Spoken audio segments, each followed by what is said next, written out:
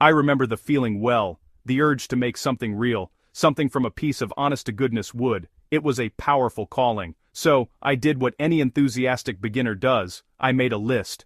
It was a long list, filled with tools I saw in glossy magazines and on television shows. I convinced myself that to build a simple bookshelf, I first needed a workshop that could rival a high-end furniture factory.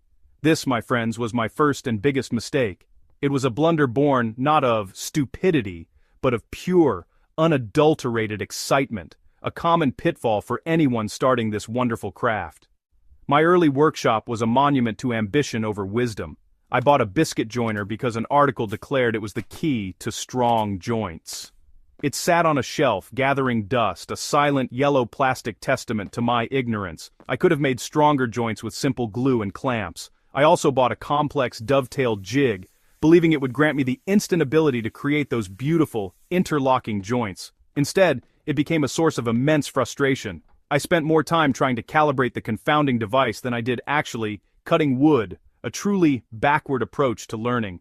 Why do we fall into this trap? It's simple. We are sold a story that the tools make the woodworker. Marketing wizards are very good at making you believe that their new shiny gadget is the one thing standing between you and woodworking glory. They prey on our desire for a shortcut, a magic bullet that bypasses the hard work of learning a skill. We see a master craftsperson using a massive jointer or a drum sander and think, I need that to be good. We fail to see the thousands of hours of practice that truly guide their hands. The truth is far less glamorous but much more empowering. Your skills are your most valuable asset, not your tool collection.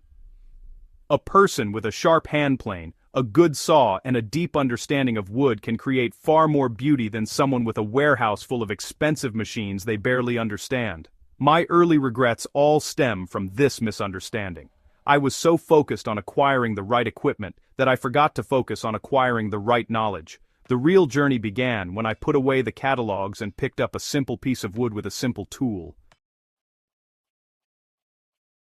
If I had to start over today with just $500 in my pocket, my workshop would look very different. It would be an exercise in thoughtful simplicity, focusing on tools that offer the most versatility and value. The goal is not to accumulate, but to empower. First on my list would be a good combination square. It is more than a ruler. It is your primary tool for ensuring your work is true and accurate. It helps you check for square, measure distances, and scribe straight lines. Do not skimp here. A reliable square is the foundation of all good work. Next, you need a way to cut wood. Forget the giant table saw for now. I would buy a quality Japanese pull saw like a Ryoba. These saws are incredibly efficient, cut on the pull stroke for better control, and leave a remarkably clean finish. They can handle both ripping and cross-cutting, making them exceptionally versatile for a beginner. Paired with a simple, sturdy workbench, which you can build yourself as your first project, this saw will handle most of your initial cutting needs. Building your own bench is a rite of passage, teaching you fundamental skills before you even start your first real project. A decent set of chisels is non-negotiable. You don't need a 20-piece collection. A core set of 4, perhaps quarter-inch, half-inch, 3/4-inch, and 1-inch chisels will see you through countless tasks, from cleaning up joints to shaping details. Learn how to sharpen them, and they will serve you for a lifetime. To go with them, you'll need a way to persuade them to do your bidding. A solid mallet, either wood or rubber, will do the trick. A good cordless drill and a set of drill bits is the one power tool I'd insist on. It drills holes and drives screws, saving you immense time and effort. Finally, you need to hold your work steady. You can't make an accurate cut on a piece of wood that is dancing around. Invest in a few good clamps. I would recommend a pair of 24-inch bar clamps and a few smaller spring or F-style clamps. To find these tools, look beyond the big box stores. Check estate sales, online marketplaces, and flea markets. You can often find high-quality, older tools for a fraction of their new price. A little rust can be cleaned off, but good steel lasts forever. This approach not only saves money but connects you to the history of the craft. The woodworking world is full of tools that are marketed as must-haves but are, for a beginner, entirely superfluous. They are often single-purpose gadgets that promise to solve a problem you don't even have yet. At the top of my list of overhyped tools is the aforementioned biscuit joiner. It cuts a small slot for a compressed wood biscuit to help align and strengthen edge-glued panels. The myth is that you need this for strong joints. The reality? Good edge preparation, proper glue application, and sufficient clamping pressure are what create a strong panel. For a beginner, it's an unnecessary expense. Another tool that often seduces beginners is the benchtop mortiser. This machine drills square holes, a task essential for mortise and tenon joinery, a cornerstone of furniture making. It seems like a magical solution. However, these machines can be finicky to set up, and cheaper models often produce sloppy results. You can achieve cleaner, more satisfying results by learning to chop a mortise by hand with a sharp chisel. This fundamental skill teaches you far more about grain direction and tool control than any machine ever will. The mortiser might be useful in a production shop, but not when you are just starting your journey. The dovetail jig is another classic trap. It promises perfect machine-cut dovetails every time. The myth is that this is the only way to achieve such a revered joint. I have found that these jigs are often more trouble than they're worth for a novice. They are complicated, require tedious setup, and rob you of the profound satisfaction of cutting a joint by hand. Learning to lay out and cut dovetails with a saw and chisel is a fundamental skill that connects you deeply to the wood. Your first hand-cut dovetails may not be perfect, but they will be yours, and the lessons learned will be invaluable. So, when might these tools ever be useful? The time to consider a specialized tool is when you find yourself performing the same task repeatedly, to the point that it becomes a bottleneck in your workflow. If you decide to build kitchen cabinets for your entire extended family, a biscuit joiner might save you some alignment time. If you open a small business making hundreds of chairs, a mortiser could become a sensible investment.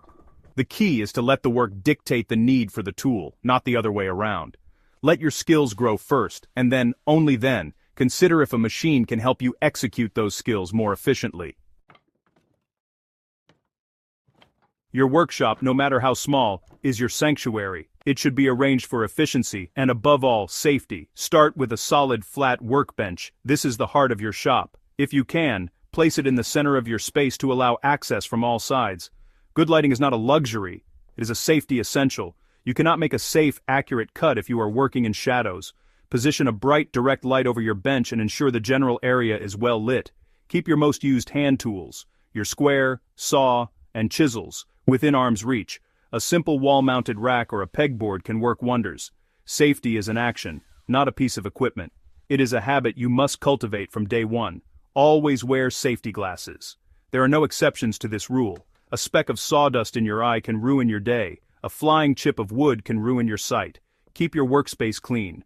A cluttered floor is a tripping hazard, and a messy bench leads to mistakes and lost tools. Before you use any tool, power, or hand, think through the entire operation. Ask yourself, where are my hands going to be? What happens if the wood kicks back? A healthy dose of fear is your best friend in the workshop. Tool maintenance is another critical habit. A sharp tool is a safe tool. A dull chisel or saw requires more force, which means you are more likely to slip and injure yourself. It also produces poor results, which leads to frustration. Set aside a little time at the end of each session to clean and oil your tools. Learn the simple art of sharpening. It is a meditative process that connects you to your tools on a deeper level. A well-maintained tool is a joy to use and will reward you with clean cuts and predictable performance for decades to come. Finally, remember that woodworking is a journey, not a destination. You will make mistakes, your first dovetails will be gappy, your first finish will be blotchy. This is not failure, this is learning.